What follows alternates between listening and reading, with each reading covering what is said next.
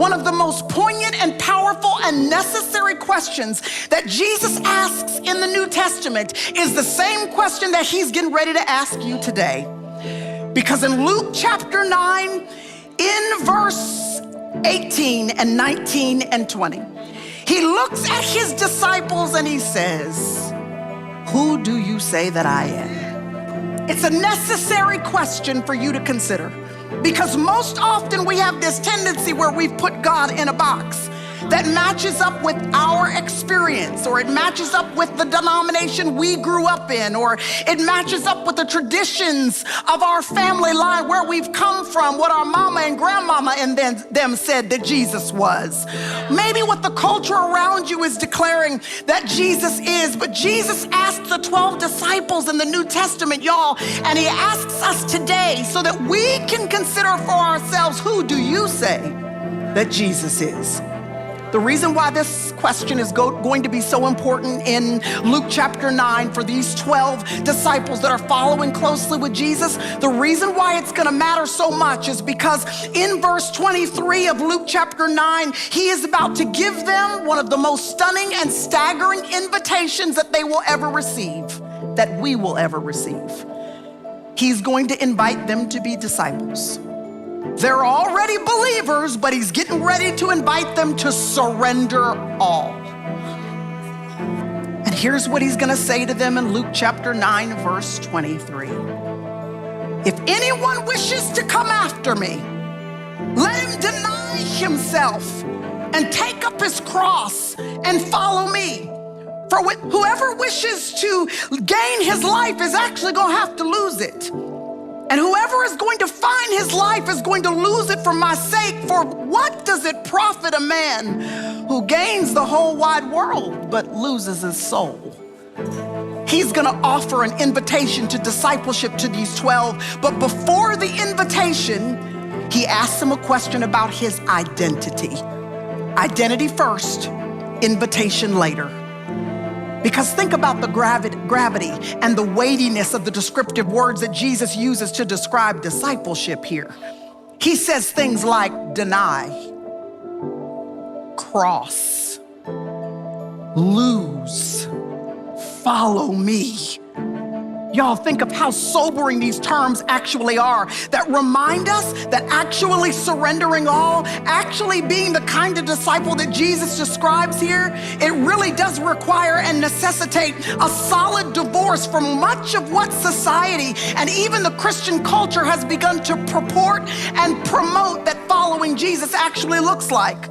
It flies in the face of a self-focused faith that celebrates excess and hustle and a life of ease and comfort as being the mark of what divine favor is on somebody's life. It's going to demand that reorient the compass of all our religious activity back in the direction of virtues that have been lost, like simplicity and discipline and obedience and holiness and the restraint that the Spirit of God develops within us. It reminds us that we're going to have to recalibrate and reckon with what it actually means to surrender all, to follow Jesus fully and completely. Because y'all, there are many people who have placed faith in him, but there are much fewer who have actually decided to follow him, to walk in step with him. And the question we've got to ask ourselves honestly and truthfully is, will we pursue and surrender to this discipleship, Christ's definition of discipleship? Or are we actually going to create our own definition that coddles our flesh and esteems this earth more highly than the kingdom of heaven?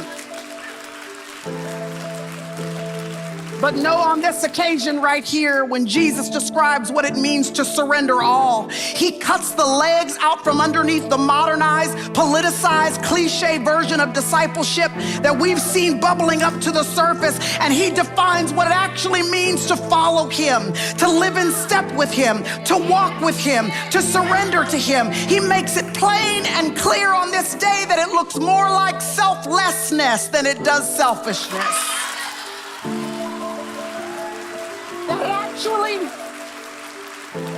It actually requires that we trust him with our lives, with our futures. It means that we're more interested in being marked by the Holy Spirit than marketing ourselves. That we trust him and surrender all to him. And for that kind of invitation, like to really be willing to surrender all, we're gonna have to know who Jesus is. Because why would we surrender our lives to somebody who's just a good teacher? Why would we surrender to somebody unless we actually believe that he is who he said he is? That he actually did redeem us, that he actually did pay a debt that we could not pay on our own, that apart from the gracious gift of salvation, we would be separated from God for eternity and find ourselves in the pit of hell. If we really don't believe it, then we won't actually follow him and surrender all. So he deals with his identity first before the invitation. Our willingness to surrender fully and completely to him demands that we ask ourselves the question, who do we say Jesus is? I remember about 2 decades ago, long time ago, I had the opportunity to speak in upstate New York, and I was there with 3 other women who were going to be ministering at this women's conference. We all flew in around the same time, and then one of the women from this particular conference that was on the board, she came in this little minivan to pick us up and to take us to what we thought was going to be the hotel where we were going to be staying for this particular event.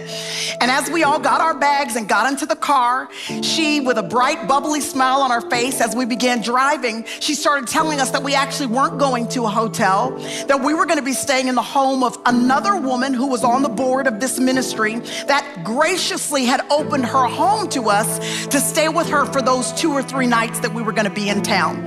So we were going to a woman's home, and I remember all of us feeling grateful and excited to be able to be welcomed to this woman's home, but we were also a little bit concerned. Because you don't really know if the cat sleeps in the same bed they're gonna put you in.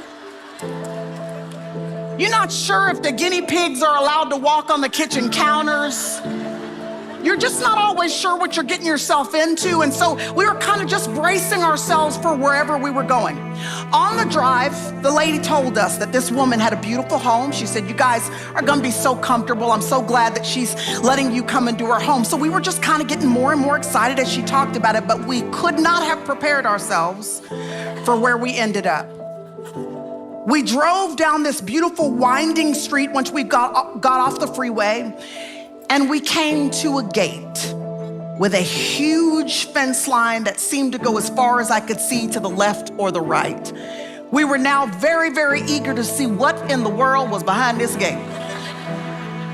When the gate finally opened, there was a long, winding driveway with huge oak trees that were on either side of this driveway. We couldn't even see the home when the gate opened because the property itself was so vast and so plush and so gorgeous.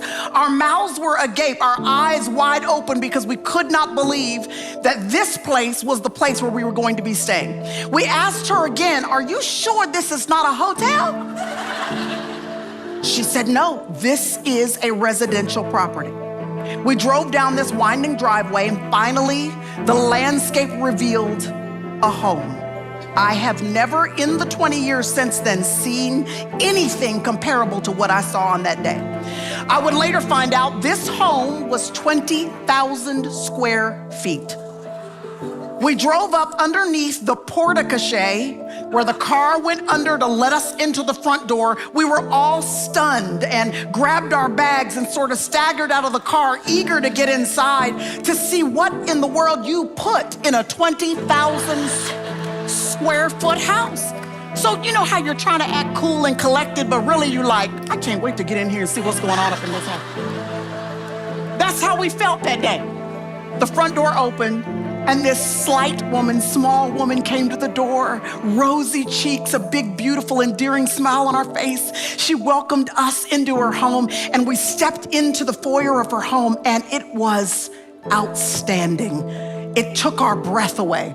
There was a foyer that we were standing in right at the edge of the door, and you could see straight through to the living room where there were beautiful floor-to-ceiling windows that shone out to the back of her property where there was more land and acreage and beautiful trees. It was absolutely staggering.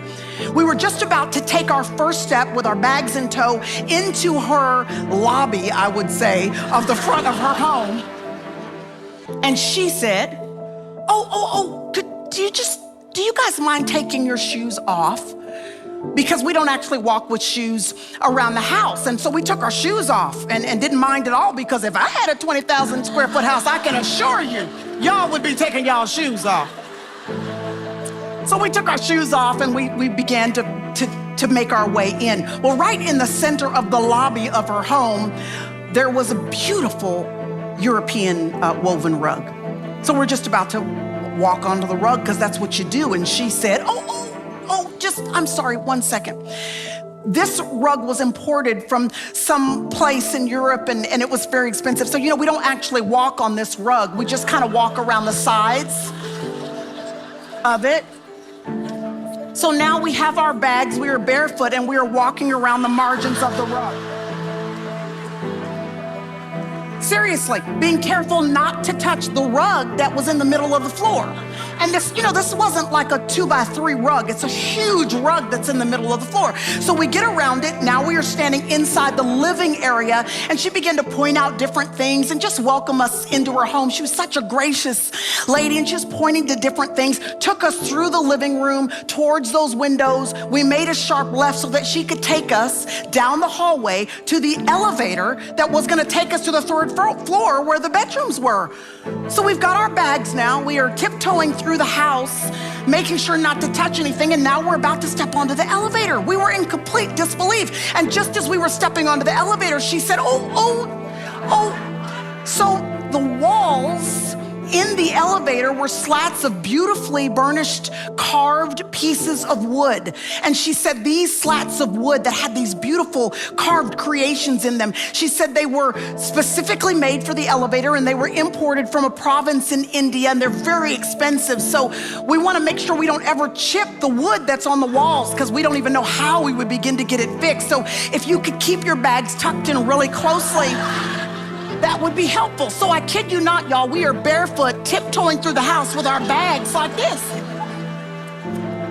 We get up to the third floor. There are 4 beautiful bedrooms. Each one of us had our own bedroom. To me, they looked like master suites. They were big, beautiful, spacious rooms. The beds were king-size beds with beautiful comforters that were laid on top of them. And we've been traveling all day long. For me, from Texas all the way to upstate New York. It had been a long day, and I kind of set my stuff down and was just about to take a seat on top of that bed with that big, beautiful comforter. And she said, we don't actually use the comforters. They're actually just here for decoration. And even as she said it, she was already pulling it off the bed and folding it up and tucking it away and putting it inside the closet. She did that in each of the bedrooms, and when she was done sort of settling us in, she stood in the middle of the hallway in between the rooms, and she just said, I'm so glad y'all are here. Make yourself at home.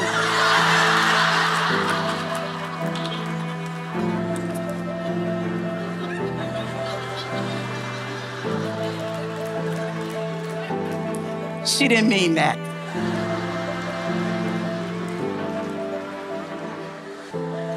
She said it, but she meant in theory, make yourself at home. And this is what we say to the Lord.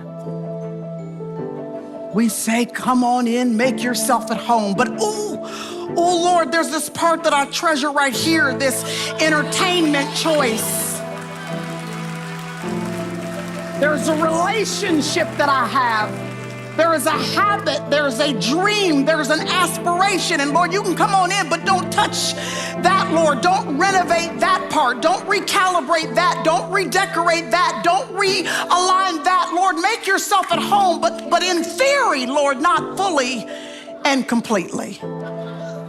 He says to the disciples then and to the disciples today, will you say, make yourself at home to me, and actually mean it?